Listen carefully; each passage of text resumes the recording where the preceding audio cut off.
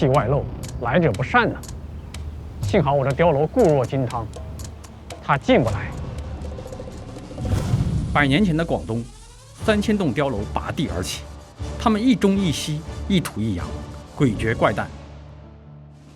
这便是开平碉楼，全国重点文物保护单位，广东唯一的世界文化遗产。而100多年前的广东开平，这个太多人闻所未闻的小县城，究竟发生了什么？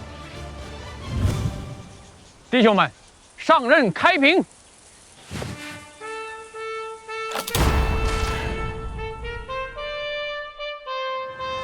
若我生于乱世，我将为自己建造城堡。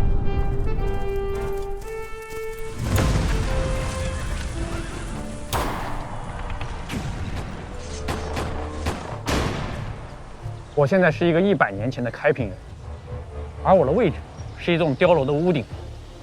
电影《让子弹飞》中，黄四郎就是在这里扔下了他的帽子，消失在4溅的碎石中。而与电影不同的是，这栋建于1925年的碉楼，100年后依然固若金汤。楼顶的4个角被设计成突出的圆筒形，俗称燕子窝，其上有射击孔，更有利于多角度射击。所有的门窗都用厚厚的铁板制成，俨然一个军事堡垒。100年前的开平人究竟在防备什么？难道真的是马匪？什么？县长被土匪绑走了？1913年，一条消息在开平县炸开，县长被土匪绑走了。可见，电影中并非杜撰，这不是一般的土匪，而是拥有数百人、上千人，携带新式枪炮的武装集团，有的甚至就是当地的军阀。事实上，在更早的明朝末年，开平人就已经开始建造城堡。这是开平现存最古老的碉楼，你看它的墙体有多厚，将近1米，而整个屋子只有这么一个小窗户和一个小小的射击孔。什么世道才会让开平人把家建成这样？中华大地无数的乱世，催生了一系列堡垒式防御建筑，包括通天入云的川西碉楼，形如导弹发射井的客家土楼，楼院连绵的山西古堡。最初的开平碉楼也与他们异曲同工，但清末民国的乱世已经超越冷兵器时代的刀光剑影，这将推动开平碉楼走向另一个方向。这是一栋已经很久没人居住的碉楼，内部已经完全空了，但这栋5层碉楼居然凭借一副空壳支撑到现在，其中的秘密就在这里。看，居然是钢筋混凝土的。要知道，当时上海、广州这样的大城市，钢筋混凝土建筑也没有完全普及，而开平这样的穷乡僻野，居然出现了数以千计的钢筋混凝土碉楼，真是太不可思议了。那是一个外面的世界飞速前进的时代，钢筋混凝土、金矿、铁路，成千上万的开平人走投无路逃往海外，甚至被当作猪仔卖至他乡。这是一幅当年远洋巨轮的广告画，碉楼的主人把它挂在墙上，以示纪念。港口上挤满了要坐船的中国人，爸爸带着儿子，哥哥带着弟弟，满心向往的金山能让他们逆天改命。但他们不知道的是，自己已上了命运的牌桌。在长达100天的行程中，他们挤在狭小阴暗的船舱内，等待他们的是疾病、饥饿，甚至死亡。一船人中，有时只有7、8成可以活着上岸。那么上岸后就太平了吗？不，赌局才刚刚开始。在这栋名为夜生居炉的楼门口，挂着这样一副对联：青年发达，黄种图强。不难想象，楼主当年到底经历了什么，才会写下这样的文字：公平，公平，还是公平。那是一段民族的血泪史。华工们被轻剑蹂躏，命如蝼蚁。他们修最危险的铁路段，拿着最微薄的收入，却只给自己留下糊口的部分，剩下的要全部寄回家中。这是一封1926年从美国寄回开平的家书兼汇款，当地人称为银信。信中说，寄来银钱1万元，用来建造一栋5层高的碉楼。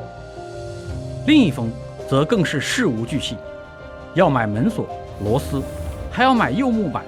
柚木板数量多，要请大船去装，不要请小船。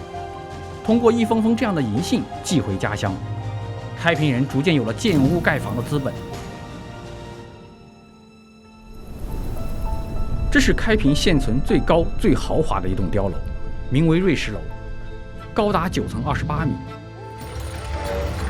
第1层为客厅，第2层到第5层属于楼身部分，每一层都被分为3间，设置独立的厅房和卧室。6层与7层则是挑台部分，4角建有圆顶燕子窝，用于防御和观景。它们与8层的西式塔亭、9层的瞭望塔一起组成了瑞士楼最富丽堂皇的部分。古罗马的柱式、拜占庭的穹顶、伊斯兰风格的拱券、巴洛克风格的山花，在这里和红艳艳的中式红双喜意外相遇。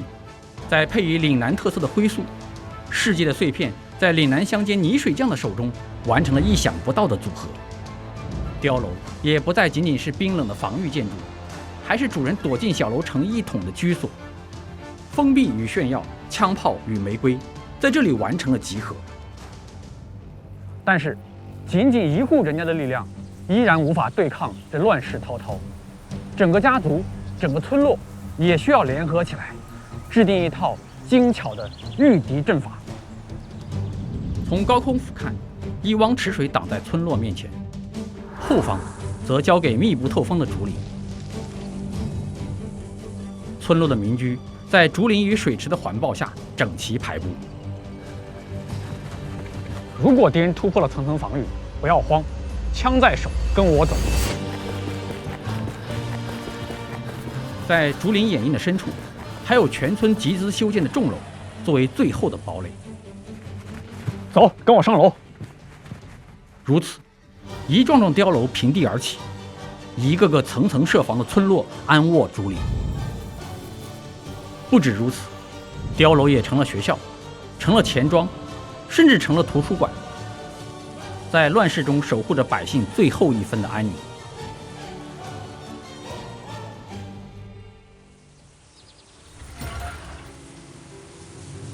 在云幻楼的楼顶，有一副长达50字的对联，是开平碉楼数千副对联中最长的一副。云龙风虎，际会常怀，怎奈壮志莫酬，只赢得湖海生涯，空山岁月。幻影昙花，身世如梦，何妨豪情四放，无负此阳春烟景，大快文章。只谈风月。如此豪气，却又看穿一切。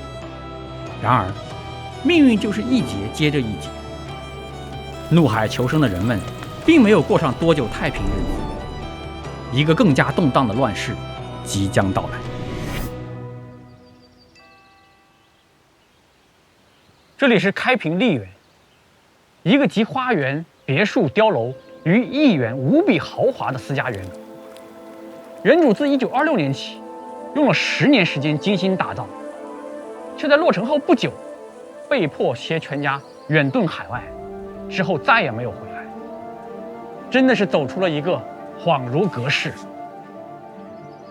1937年，抗日战争全面爆发，碉楼和他们的主人都面临又一次命运抉择。有人从此远遁海外，逃离了杀戮与硝烟，也有人留了下来，拼命坚守。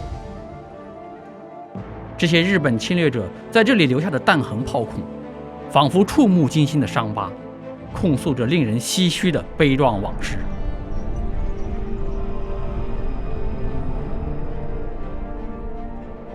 再之后，新中国成立，那个打打杀杀、密如草芥的乱世不复存在，许多碉楼被遗忘在乡间，甚至被水淹没。事实上，不只是开平，在整个广东许许多多的地方都有着类似的碉楼，也不止清末民国这一次乱世，中华5000年，无数次战乱流离，先民们从中原到江南，从江南到华南，又从华南到海外，一次次迁徙，又一次次扎根落脚，然后再一次流离。或许我们都渴望拥有一个安定的城堡，但人生从来不会安定。